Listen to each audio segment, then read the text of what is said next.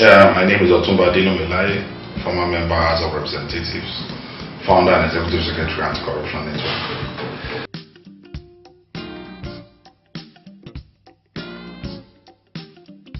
To start with, I would say Nigeria is in the brinks. Nigeria, we are sitting on the edge. Nigeria as a country, I would describe right now, is like a car being driven by a drunken driver. Our country is not only sick, but equally suffers from what I call a dreadful congenital abnormality.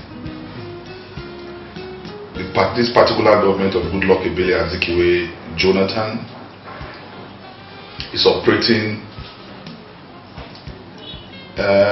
it's like it's in a comedy of errors and theater of absurdities. It has never been this terrible in this country. Corruption has graduated from the stealing of millions now to the stealing of billions and trillions. It's unfortunate that this government is not fighting corruption. Rather, this government is massaging corruption, is romancing corruption, is housing corruption, is corruption personified. We are living in perilous times. We are living in times of vicissitude and vacillation. Our presidents have lost total control. His government has been hijacked by subordinates and appointees who now seem to be more powerful than Mr. President. Unfortunately, the president was on CNN recently and he was quoting his Minister of Finance. I thought it should be the other way around. So, the myopism demonstrated in this particular government have actually reduced our nation from a leading light in Africa to a country now that seeks assistance from Chad, from Niger and Cameroon to survive. This is abominable. This is detestable. Our country is in a serious confusion.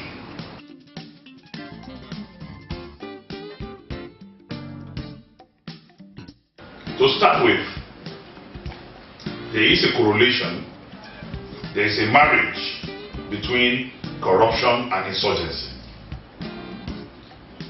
The recruitment process of Boko Haram is festered because of poverty, because of hunger, because of unemployment, because of ineptitude, because of bad administration, and because there's no job security. That is why it is easy for Boko Haram to recruit characters that will help them in perpetuating their satanic agenda. So, there's a popular saying that an idle hand is the devil's workshop. So it is because this particular government have no program for job creation. It is because corruption has become the bane of our development as a nation. That is what actually energized and fueled the participation of Boko Haram. And when this thing started in 2009, unfortunately, the handlers of Mr. President, instead of confronting this insurgency headlong, politicized it and saw it as the activity of those who do not want Jonathan to come back in 2015. So that lackadaisical approach and inability to give it a committed fight allowed Boko Haram to fester, allowed them to internationalize their atrocities and expanded their milieu. Now they've become an incurable monster. So, I want to tell you today that if you give Nigerians good governance, Boko Haram will become history because corruption is worse than Boko Haram. The number of Nigerians we lose on daily basis to road accidents because of poor roads. The number of Nigerians we lose to poor equipment, medical equipment, the number of people who died from taking bad water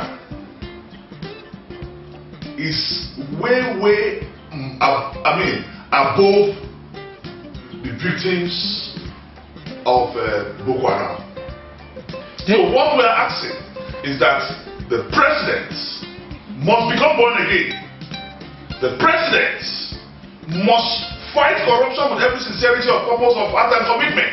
And that will lead me to this, that the government of Goodluck Azikiwe Jonathan is the most corrupt in Nigerian history. And I have analysis to back that up. And I want to tell you that since President Goodluck Azikiwe Jonathan became the president 29th of May 2011, not one single politically exposed person has been prosecuted and jailed and stand to be corrected. With this type of romance with corruption, we cannot have a Nigeria of our dream. And that is why that phrase of our national anthem comes into play, that may the labor of our heroes past never go in vain. But as I'm speaking to you right now, Nigeria is now a laughing stock in the Community of Nations. A situation whereby the President of the Federal Republic of Nigeria have added a new language to our lexicon, saying mere stealing. People call it corruption. So by the time your president is saying if 20 billion naira is stolen, America will know, then you begin to know that we are approaching the graveyard. You begin to know that we are in a confused state where the cluelessness of Mr. President has been repeatedly demonstrated by his inaction. As I speak to you, a typical example. Desiani Alison Madueke, the Minister of Petroleum. To start with, this is the first time in the history of Nigeria that you are going to have a Minister of Petroleum without a Minister of State. During the Obasanjo's government, that ministry had 4 ministers. You have the Minister of Petroleum, Minister of State for Petroleum, Minister of Petroleum Gas, Minister of Petroleum Energy. You even had a special advisor to the President of Petroleum, Dr. Rilwan Lukman. But today, there is no special assistant, there is no special advisor, there is no Minister of State. We have only Desiani, because there is an agenda to perpetuate crime, to also promote corruption. Then back to our analysis. This same woman has been indicted by 6 reports. I'm not saying these are reports. Reports of authoritative panels and federal government constituted bodies. The first one is the KPMG report. KPMG is an international auditing firm hired by the federal government to audit the oil industry. The report of KPMG indicted Desiani, indicted the NNPC, and indicted the Ministry of Petroleum. The second is the Ike Imokole report, the MD of Access Bank. That committee was set up by Okonjo-Iweala, the Minister of Finance, and the illegal coordinating Minister for the Economy, because there is no part of our law, extant laws in this country, that make provision for coordinating minister. That is alien to our constitution, is alien to our extant laws. But that is not the subject matter. She set up the Ike Imokole report. That report indicted NNPC, indicted the Minister of Petroleum. The third is the Saraki Subsidy Committee in the Senate. Indicted Desiani, indicted NNPC. The fourth is the popular Farouk Lawan report. Indicted NNPC, indicted Desiani. The fifth is the NAITI report. NAITI is a federal government agency where NAITI categorically clearly stipulated that 1.3 trillion is yet to be remitted back to the government coffers by NNPC. And who is the chairman of the board of NNPC? Desiani Alison Madueke.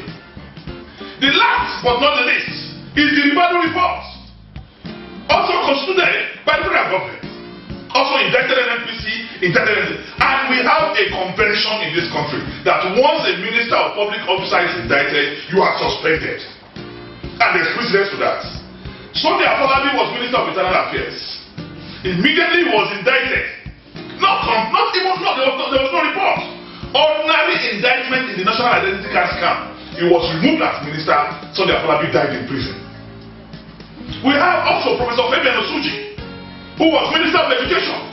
For 55 million naira, Fabian Osuji was removed as minister. We also have, during the time of late Umaru Musa Yar'Adua, the Professor Grange, Minister of Health, and Architect Gabriel Aduku, Minister of State for Health, in the Iyabo Obasanjo 10 million saga. Immediately that story came out, even before investigation commenced, President Umaru Musa Yar'Adua of blessed memory removed these two ministers from government. But yet, this is a woman who has been indicted by 6 different reports, but she's still elegantly attired and cosmopolitanly fashioned in diamonds every Wednesday, attending the Federal Executive Council meeting under the watchful eyes of an unpartnered president. So, Nigeria is in a precarious situation. Do you want to talk about Stella Odua? A woman who bought 2 vehicles for 255 million, where Koseris came to the investigative head by the House of Representatives and told the House of Representatives that the original value for the original demand for the vehicle was 75 million, but it was NCAA and the ministry that asked to jack it up to 2.5 million. Even with that indictment, the woman is a free woman today, having a neighbor-to-neighbor relationship with Mr. President and working for the return of Mr. President.